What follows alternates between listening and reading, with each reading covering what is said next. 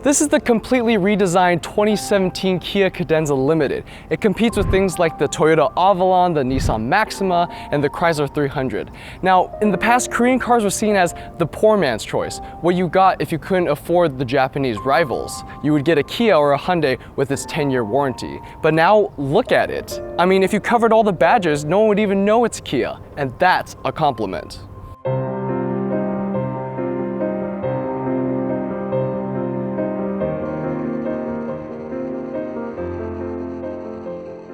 Let's take a look at the front end.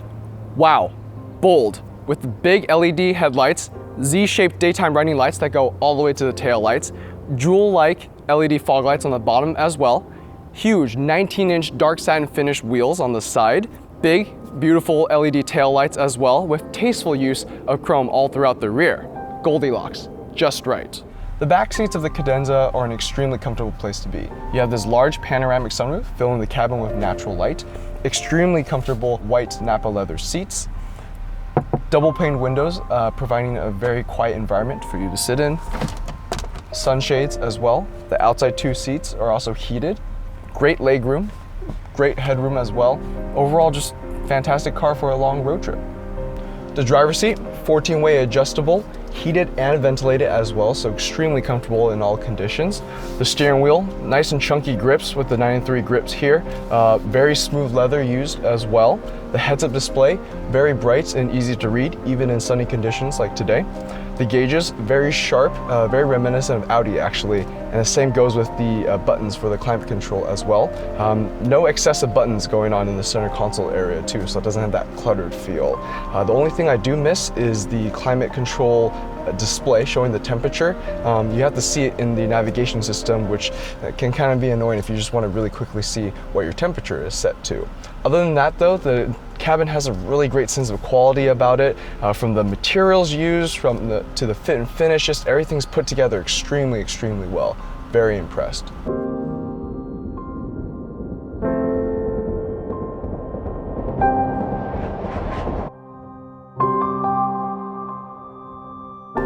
This is the top-of-the-line Limited trim. The Limiteds come fully loaded with every single option, and the only options that you can choose from are going to be the exterior color and the interior color. It's going to come with things like Android Auto and Apple CarPlay that's paired to this Harman Kardon system with 680 watts and 7.1 digital surround sound. The inputs are going to be USB auxiliary input as well as Bluetooth.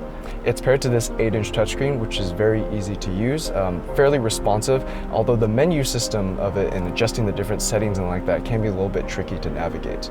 Overall though, it's a very pleasant experience to use.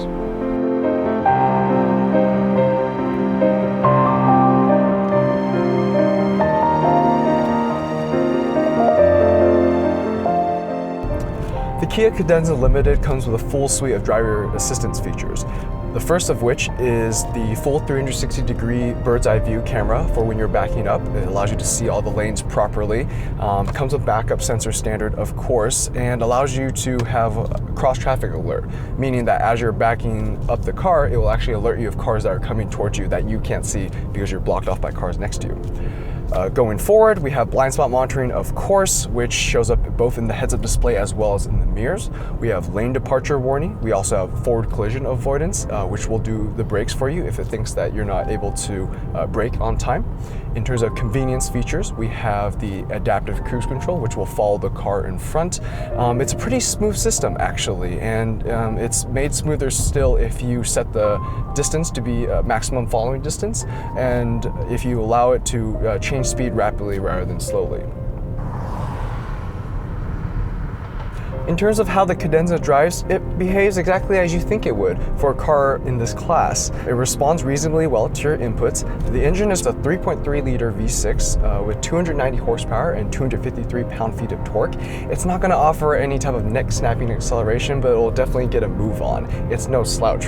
The transmission is very smooth. It has 8 speeds, which might be excessive to some, but it's going to be great for fuel economy. It's very smooth between changes, and it does a reasonable job of responding whenever you pull on one of the paddles.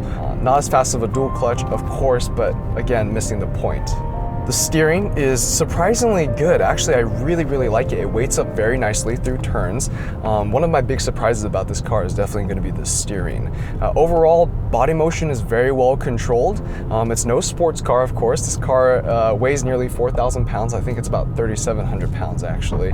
But through the turns, you know, it feels pretty solid. It doesn't feel like it's going to flip over or anything. The one weak point of the handling is probably going to be the brakes, which a little spongy for my taste, doesn't really bring you to a confident stop, so definitely something to be aware of. Overall, the car does a great job of what it set out to do. It's a great long distance cruiser and it's great for your long commute as well. It's very quiet and very comfortable, and that's exactly what it set out to do.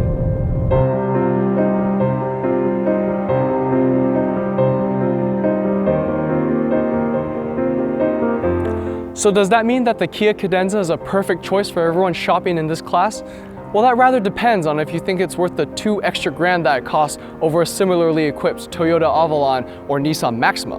The biggest problem with the Cadenza is that Kia badge and the perception behind it.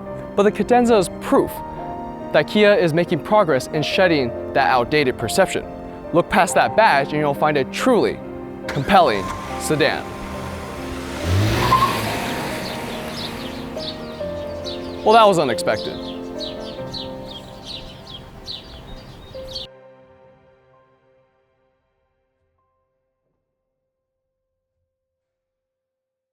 Does that mean that it's not Toyota, it's a Kia. That Kia is making progress on shedding that